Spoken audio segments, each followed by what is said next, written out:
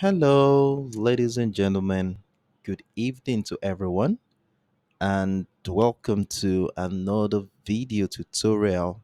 As usual, this video I will be taking you through my thought process on what my expectations are on the USD JPY.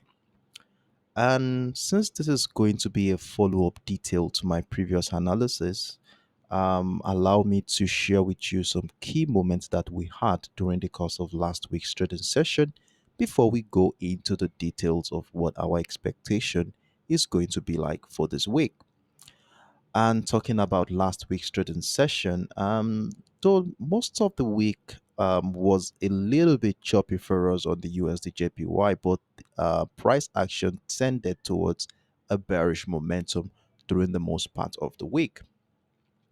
And at the beginning of the week, we saw how price action started at on a bearish note as we had price action trapped within this channel between the 135.100 and the 135.600 level.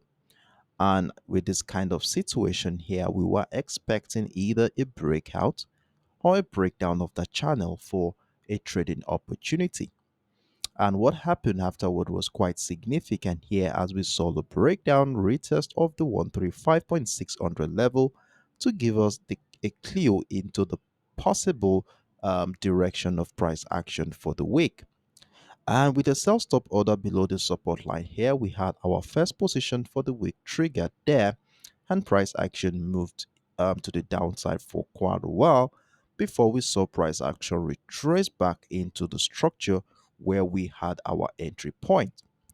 And with the bearish trend line identified during the later part of our Monday session, we were supposed to use this trend line as a yardstick for trading activity, where if price remains below the trend line, we shall feel comfortable in our sell position. And the breakout of the trend line might likely or has a high tendency of giving us a momentum shift if it so happens. Then we saw the situation where price action respected the 135.600 level one more time to trigger the sell limit order there, and we saw price move down a little bit, and then we saw this bullish momentum breaking out of that structure. And it was at this point we were thinking that a reversal pattern might likely come in since price action has broken out of that bearish trend line. So we had a situation here where we positioned ourselves right above the 134.00 level with the hopes that price would break out that structure to trigger a buy position in this market. And look at what happened. We had a little trigger above that structure. Price broke out, triggered our buy stop order.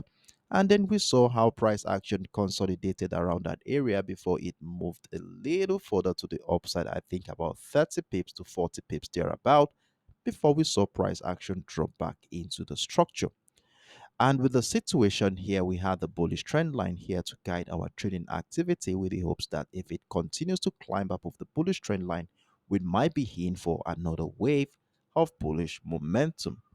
But the momentum here didn't last long here as we saw price action break down the bearish trend line. As I already told us here that the likelihood of a bearish momentum is very possible considering the continued selling pressure between the 135.00 level and the 134.00 area. So I said we shall be positioning ourselves right below the 135.250 for another wave of bearish momentum, and we had our position triggered here. Price action continued to roll to the downside as we continue to add more positions at key levels of this current structure. If you do want to have a peep into how we took advantage of most of our trading opportunities last week, I would be dropping the link to this commentary in the description box below this video. But if you are watching from my YouTube channel, you will be seeing the link to this commentary at the top right hand side of your screen. So, with that being said, here let's dive into the current market structure where I want us to be looking at the daily time frame so that we can have an holistic view of what is really going on in this market. And before I go into the detail of what has been happening since the beginning of this year, I would like to refresh our memory on the daily time frame where we acknowledge this bullish momentum since the year 2020. And if you look at the situation on the chart here, you can see our price action had consistently found higher highs and higher lows. And as a result of this, I was able to identify this bullish range here, which further emphasized the strength of the buyers in this market. Now, if we zoom into the current structure here, we have a key level at the 131.00 level, a level which has been a major determinant for buying niche in this market since the throughout the second half of last year. As you can see, the first time price action broke out of the 131.00 level here, we saw price action come back to do a retest of the structure in the month of August last year. And as you can see, every attempt by the sellers to try to break down the structure was negated by the buyers at every point in time. And during the first couple of weeks this year, we finally saw the breakdown of that structure. And if you remember vividly, we didn't trade the USDJPY for about 2 weeks on this chart. I think 2 to 3 weeks on this chart, we didn't trade because of this consolidation phase here. We needed price action to give us, to price action to mature into a tradable structure.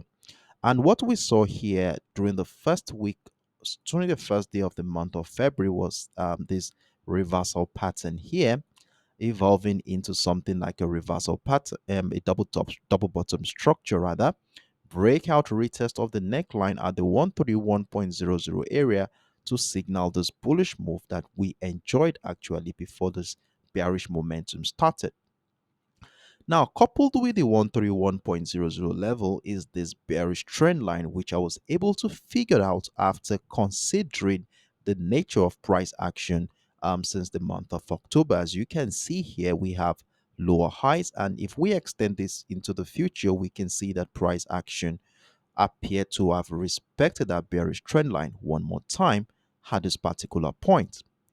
Now, the question we are going to be asking right now is the bearish trend line going to continue to push price to the downside, or we might likely be seeing a situation here following the breakout of the neckline of this reversal pattern here in the month of February. And as you can see, price action is approaching the neckline of that reversal pattern at the 131.00 level. And if we look into the past year, you can see how this level has also been a strong buying niche in this market. So this area here is a strong demand zone, and we want to see if price action ever gets into that level this week. We want to see how price action will be reacting to the structure to determine how we want to be trading the USDJPY. Now, with this information we have gathered here, I was able to identify a simple structure on the 4 hours time frame, which I think we can use to guide our trading activity for this week. But before we go into the details on the 4 hours time frame, I would like us to look at what to be expecting in terms of the fundamental perspective in this market. And as a result of this, I was able to pull out some key events that we should be looking forward to this week. And the first major event isn't coming in until on Wednesday, March 22. On this day, we have the Fed interest rate decision, which everyone has been anticipating. And this is a very high impact event everyone is looking forward to. And in the anticipation of this event, we have seen price action go through a choppy situation in the last 3 to 4 days in markets across all the USD pairs. So this is one thing we want to be looking forward to, and I'm of the opinion that we might be having a huge traction prior and post this event. Then on that same day, we have the monetary policy statement. We also have the FOMC economic projection, interest rate projection, and the FOMC press conference. And then the other event coming up will be on Friday, March 24th. And on that day, we have the durable goods order, which looks a little bit positive for the dollar here. As you can, if we compare the consensus against the previous data, you can see the previous data came in at minus 4.5%, and we have a 0.9%, which is a little bit um, better than what came in last month. So we are going to be looking forward to that one too as well. Then the non-defense capital goods order is also coming up on that same day. So these are high impact events we want to be looking forward to for this week, and we shall definitely be seeing the anticipation of this event on the chart as price action. So with this information we have gathered here, let's scale back down into the 4 hours time frame where we want to take a technical dissection of that time frame to decipher what to expect during this week. Now, if I zoom out a little bit so that we can see things from what has been happening here since the month of January, you will see how price action has transitioned into an ascending channel here to further buttress the strength of the buyers in this market. And with the situation of things last week, you can see how price action is currently trading. In fact, it has broken that structure, that is the support line of that ascending channel, to signal the possibility of a bearish momentum in this market. And in addition to the breakdown of that support line of that ascending channel here, is the breakdown of this key structure as well at the 132.500 area, which has been a significant structure in this market since the beginning of the month of February.